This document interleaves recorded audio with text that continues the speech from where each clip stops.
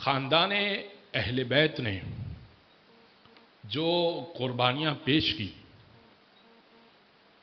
وہ قربانیاں پیش کر کے اب جب وطن لوٹے، کل میں نے شام وطن کے مجلس کے حوالے سے گفتگو کی تھی کہ شام وطن کی مجلس وہ ہوتی ہے کہ جس میں مسافر وطن جب لوٹتے ہیں، میں بھی کل انشاءاللہ اپنے وطن لوٹوں گا، اپنے شہر لوٹوں گا، تو کچھ یادیں، کچھ باتیں آپ کی محبتیں لے کر جاؤں گا۔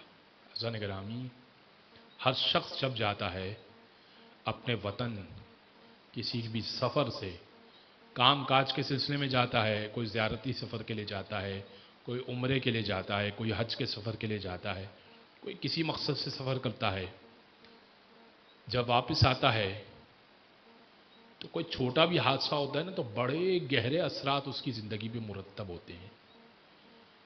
مگر اگر اہل بیت، وہ جن کے گھر کے بچے بچے کا مقام ہم سمجھ نہ پائیں، وہ بھرا پورا خاندان گیا ہو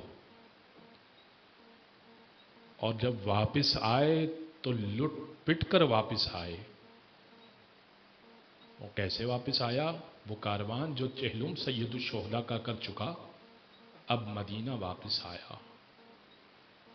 مدینہ میں یہ اطلاع ہو گئی کہ اہل حرم واپس آ رہے ہیں۔ عبداللہ ابن جعفر طیار نے مدینہ کے داخلی دروازے پر انتظار کیا کہ سید سجاد آئیں گے تو میں ان سے ضرور بالضرور ملاقات کروں گا۔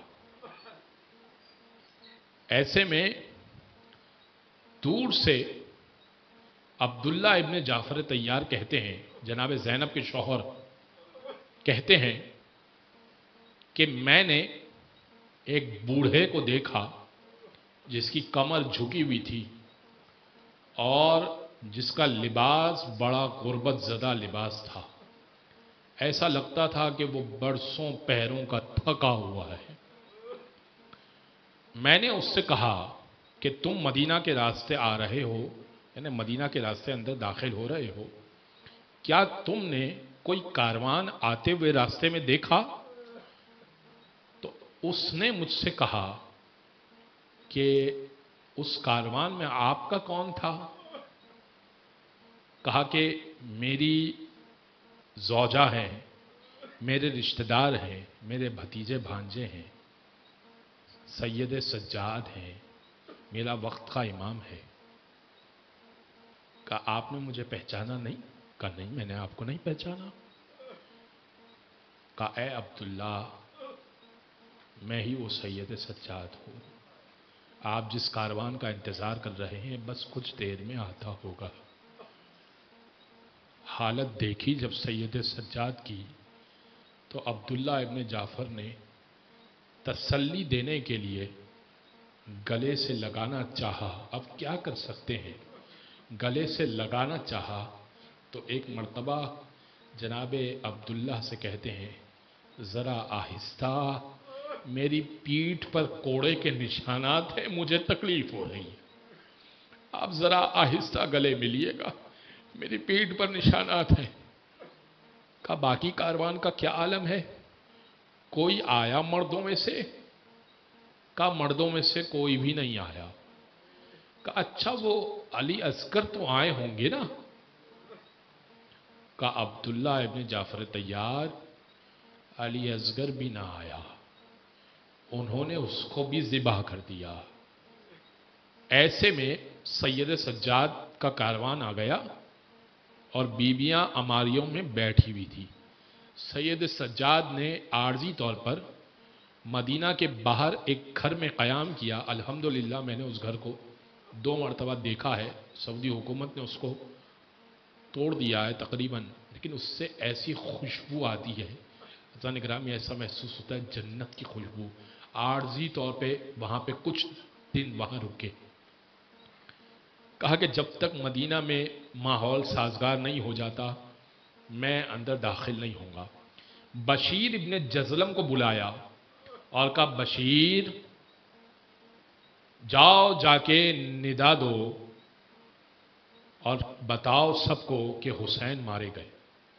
بشیر نے تبل اٹھایا اور تبل پیٹنا شروع کیا اور کہا الا یا اہل یثرب لا مقام لکم قتل الحسین بکربلا، اے اہل یثرب رہنے کی اب کوئی جگہ بھی بچی ہے؟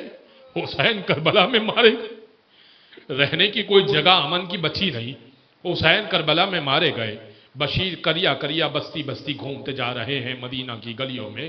بشیر کیا ہوا ہے؟ بشیر کون حسین مارے گئے؟ ارے وہ حسین جو نواسا تھے رسول کا، ہاں وہی حسین مارے گئے۔ ارے بشیر کیا بات کر رہے ہو؟ سنجیدہ ہو یا مذاق کر رہے ہو؟ کہ سید سجاد انتظار کر رہے ہیں، کیا تم خانوادے کو پرسا دو گے؟ بشیر نے ماحول سازگار کیا۔ ایسے میں ام البنین کہتی ہیں میں نے بشیر کو روکا، کون ہے؟ مادر ابوالفضل عباس ہیں۔ ایک مرتبہ ابوالفضل عباس کی ماں ام البنین کربلا میں نہیں تھی۔ کہا بشیر مجھے بتا تو نے کیا واقعی حسین کا کہا؟ کون سا حسین؟ کہا وہ حسین جو علی کا بیٹا ہے۔ کہا بشیر مجھے اتنا بتا حسین کیسے مارا جا سکتا ہے جبکہ میرا عباس ساتھ موجود تھا؟ کہا اے بوڑھی خاتون مجھے معاف کرنا، پہلے انہوں نے عباس کو مارا ہے پھر حسین کو مارا ہے۔ کہا بشیر لیکن میرے عباس کے بازو تو بڑے طاقتور تھے، عباس پہ کوئی ہاتھ کیسے اٹھا سکتا ہے؟ کہا بشیر کہا خاتون مجھے معاف کیجئے گا، پہلے انہوں نے عباس کے بازوؤں کو کاٹا ہے، پھر عباس کو گرز مارا ہے، پھر حسین کو مارا ہے۔ اب بی بی زمین پر بیٹھ گئی اور رونے لگی۔ کہا بشیر کہنے لگا بی بی مجھے معاف کیجئے، میں نے آپ کو دکھ کی خبر سنائی۔ کہا بشیر میں اس لیے نہیں رو رہی کہ میرا عباس مارا گیا، ارے میرا تو حسین بھی مارا گیا، جب میرا آقا مارا گیا تو میرا عباس کیا ہے، وہ بھی مارا جائے کوئی غم نہیں، مگر بشیر میں ایک بات سوچ کے رو رہی ہوں۔ کہا کیا سوچ کر رو رہی ہے؟ کہا ہر شہید جب ناکے سے گرتا ہوگا نا تو ہاتھوں کا سہارا لیتا ہوگا، میرا عباس زمین کربلا پر منہ کے بل آیا ہوگا۔ کہاں بی بی ایسا ہی ہے، آپ کا عباس منہ کے بل زمین کربلا پر آیا۔ بس حضرات گرامی دو جملے سن لیجئے، آخری مجلس ہے، آنسوں کی بھیک سیدہ سے مانگیے، اور ایک مرتبہ سنیے جو میں پیش کر رہا ہوں۔ ایک مرتبہ جناب زینب اندر داخل ہوئی، جناب ام کلثوم مدینہ میں داخل ہوئی، لوگ آئیں، مستورات خواتین آئیں، کہنے لگی اے جناب زینب ہم آپ کو پرسہ دینے آئے ہیں، اے جناب ام کلثوم ہم آپ کو پرسہ دینے آئے ہیں۔ کہا چلو قبر رسول پہ چلو، چلو قبر رسول پر، پرسہ میں یہاں نہیں لوں گی، پرسہ قبر رسول پر لیا جائے گا، لیکن اس سے پہلے میں اپنی ماں کے پاس جانا چاہتی ہوں۔